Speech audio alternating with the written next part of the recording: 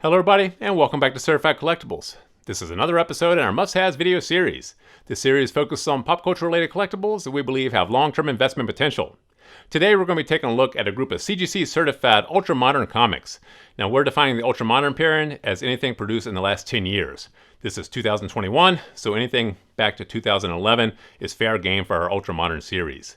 Now we picked out 7 books to show you guys today. All these are rising in value lately, so these are definitely books that if you want to add them to your collection, do so sooner rather than later. The prices are rising on these and the values are rising on these. There's a lot of price drivers behind each one of these titles. So let's go ahead and show you guys in order of ascending value, starting with book number 1. Darth Vader number 1, released by Marvel Comics in April of 2015. Now, this is the first appearance of Black Krrsantan, a Wookiee bounty hunter.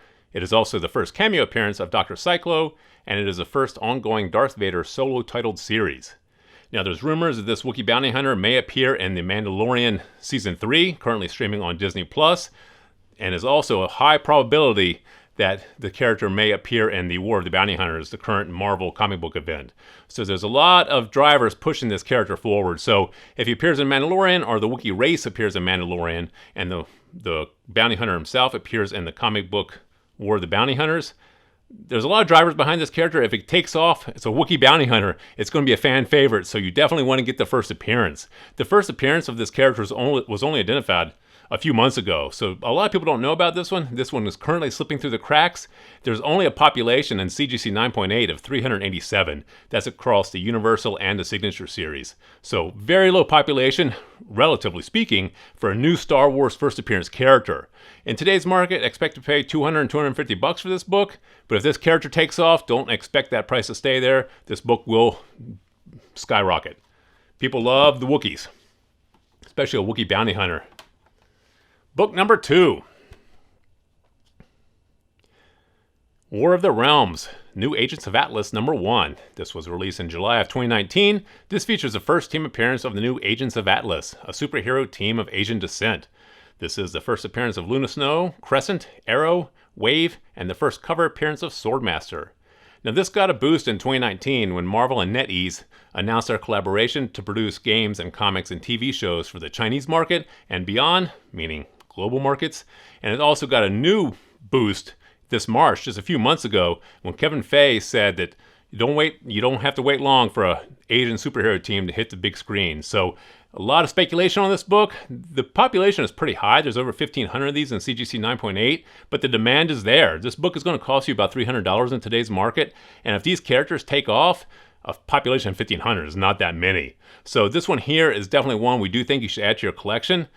You know, the MCU, a big driving force for a lot of these titles, a lot of the comic books in general. All these first appearances in this one, if they spin them off, these characters are going to be big. This is one you want to consider. $300 in today's market, but don't expect it to stay there. Book number 3. Hinge Girl number 1, released by Scout Comics in 2015. This is the first appearance of Hinge Girl, Mannequin, Sue Tanaka, Tina Caro, Coco Un, and Monsieur Butterfly. Now this was the first comic book produced by Scout Comics. And a lot of retailers, comic book retailers, do not buy a lot of these indie publishers when they come out with their first couple books. You know, retailers depend upon the tentpole series, established publishers, and series to actually bring readers back into the store. So these independent publishers produce a few books, go out of business. They do not typically buy a lot of the first issues. So this one here, Scout Comics is still up and running. They're still producing a lot of good comics. This was our first book, and this one has already been picked up and it is in development with Disney and Freeform for a live-action TV show. It's probably going to stream on Disney Plus or Netflix. This one here is going to bring this character to people's living rooms. A lot of people are going to become aware of this, and it has a very, very low population in CGC 9.8. I think there's 58 of these in CGC 9.8 across Universal and Signature grades. So this one here, low distribution, low print run, and a very low population in 9.8. And this is one we do think is going to jump upward once people become aware of it and once the series hits the screen. Now expect to pay $300 plus in today's market for this book. Don't expect to stay there. There's less than 60 of these in 9.8. This is one you want to add to your collection. A lot of drivers behind this one. Book number 4. Oh, this is a great one. Tokyo Ghost #1 by Image Comics, released in September 2015. This is the first appearance of Lead Dent, WDK, and Davy Trauma. Now, in CGC 9.8, there's only 46 of these total across Universal and Signature grades. Now, just like the Hinge Girl, retailers were not stocking some of these more obscure titles. They really rely on those tentpole series, those franchises, those established brands to keep people coming back to their store and buying, continuity, buying stories that go on for years and years, buying products that they're familiar with. Tokyo Ghost, not one that everyone is familiar with. So this one here, low population, under 50. There's only 46 in the CGC 9.8. And this one here got a big shot in the arm of value in March when it was actually announced that Cary Fukunaga is going to direct the feature film adaptation of this comic. So this one here, jumping in value, expect to pay $350 to $400 in today's market, but a lot of price drivers. There's a feature film behind this and a very low CGC 9.8 population. This is one to consider adding to your collection. All right.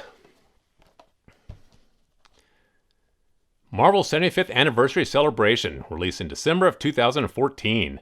Marvel published this book to celebrate their 75th anniversary, obviously by the title, and this features Stan Lee's last published work, a story titled Captain America Foils the Traitor's Revenge. Interestingly enough, this was also Stan Lee's first published work for Marvel. It was a 2-page text story that appeared in Captain America Comics #3 back in 1941. Stan Lee adapted this to traditional comic script and had Bruce Timm illustrate the panels 73 years after he originally wrote the story. So it's also Stan Lee's first published work and his last published work. This book here is a one-shot. Once again, like the previous couple books, retailers do not like one-shots. They like continuous stories, they like series. So one-shots are not typically bought very heavily by retailers. So low distribution, low print run like the other two books. Because of that, this has a very, very low population. There's only 27 in CGC 9.8. Super low. That's under 30. And for a book that came out in 2014, don't expect a lot of these to pop up in the population. This book here is going to cost you probably $650 plus in today's market. The Signature series, we've seen some of these signed by Stan Lee, selling for thousands of dollars. So this one here, unsigned, expect to pay $650 plus, but probably more on the plus side. This one here has some value that's going to go upward, especially with the untimely passing of Stan Lee. This book here, very important. Add this into your collection. This here one has some definitely high price drivers. The fact that it has such a low population, low distribution, and a low print run. This is one you do want to consider adding. Okay. Book number 6 in today's video. Captain America #25. Released also in December of 2014 by Marvel Comics. This features the first appearance of Sam Wilson as Captain America. This one here has a population across Universal and Signature grades of only 195 books. That's relatively low considering the importance of this particular book. This is the first appearance of Sam Wilson taking on the helm of Captain America. This book shot up in price with the last Avengers film when Captain America actually handed the shield over to Sam Wilson to take on the mantle. So this one here has shot up in value, about $650 plus in today's market. But they are speaking about doing another Avengers movie. So if another Avengers film hits the screen, you can expect Sam Wilson to be part of that story. So this one here, big value drivers. The low population of only 195 in CGC 9.8, and the fact that they are going to be making more movies for the MCU and more features of Captain America or Sam Wilson. This one here, one you want to add. Very important book. People have already called on this one, so you might be a little late to the party, but still worth picking up. We do think there's upward momentum for this book. And our last book in today's video. Teenage Mutant Ninja Turtles #51, released in October of 2015. This is the first appearance of Jennika, who later becomes the first female Teenage Mutant Ninja Turtle in story continuity. There is only 163 of these in CGC 9.8, and that is across Universal and Signature grades. This one here, super hot book. It's already rising in value pretty fast. It's already about $650 to $800, depending upon how many are on the market when you go to buy this. But under 200 in the CGC population. This was the issue right after the death of Shredder, issue number 50. So this one got overlooked by a lot of readers and a lot of collectors. This was the first appearance of Jennika. So this is one you do want to add. Teenage Mutant Ninja Turtles, very established brand, very popular brand, very popular franchise. People collect anything Turtles, the books, the toys, the cartoons, anything. Teenage Mutant Ninja Turtles people do collect. This one here has a lot of strong value drivers going forward. It's a very established brand, very low population, first appearance of a character, and if they actually bring Jennika to the big screen, expect this book to jump. So this is one we do think you should add. Very important book in the Teenage Mutant Ninja Turtle franchise. So those are our suggestions for CGC Graded Ultra-Modern comics to add to your long-term investment portfolio. Please drop us some comments in the comment section below. Let us know what you guys think. Give us a thumbs up if you like this video. And as always, please remember to subscribe to the channel for more videos like this. Thank you for joining us here at Certified Collectibles, and we'll see you again next time.